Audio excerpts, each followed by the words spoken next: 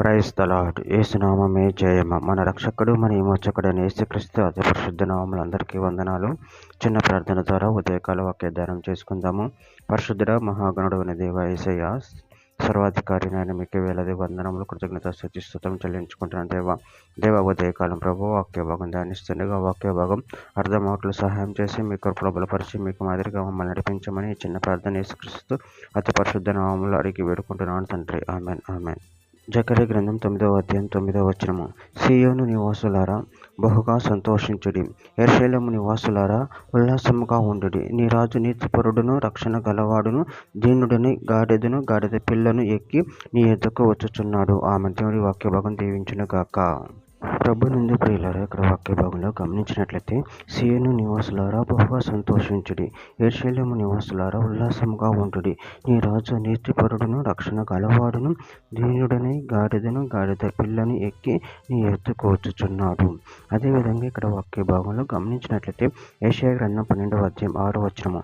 సీయోను నివాసి ఉత్సాహధ్వని బిగ్గరగా చేయుము, నీ మధ్యన ఇజ్రాయేల్ యొక్క పరిశుద్ధ దేవుడు ఘనుడై ఉన్నాడు. జెఫన్యా గ్రంథం 3వ అధ్యాయం 14-15 వచనం.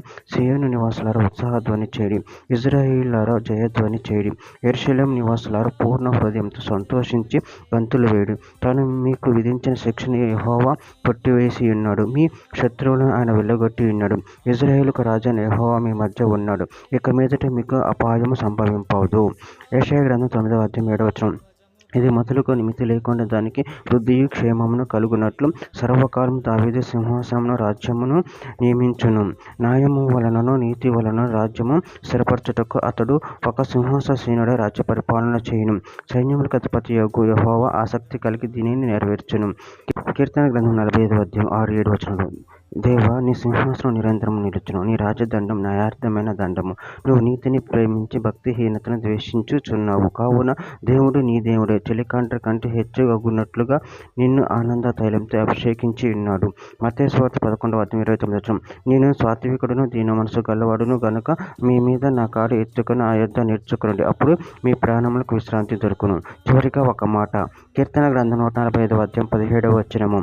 యెహోవా తన మార్గములన్నిటిలో నీతి గల వాడు, తన క్రియలన్నిటిలో కృప చూపువాడు. ఆమె దేవుడి వాక్య భాగం దీవించిన గాక. చిన్న ప్రార్థన చేసుకుందాము. పరిశుద్ధుడ ప్రేమ కలిగిన దేవ యేసయ్య, మీరే మాకు దేవుడు ఉన్నారు ప్రభావ. దాన్ని బట్టి ప్రభావ మీకు చెల్లించుకుంటూ మీ ప్రేమ కృప మమ్మల్ని నిరంతరం కాచి కాపాడి మీకు మాదిరిగా మమ్మల్ని నడిపించమని చిన్న ప్రార్థన నామములో అడిగి వేడుకుంటున్నాను తండ్రి. ఆమేన్.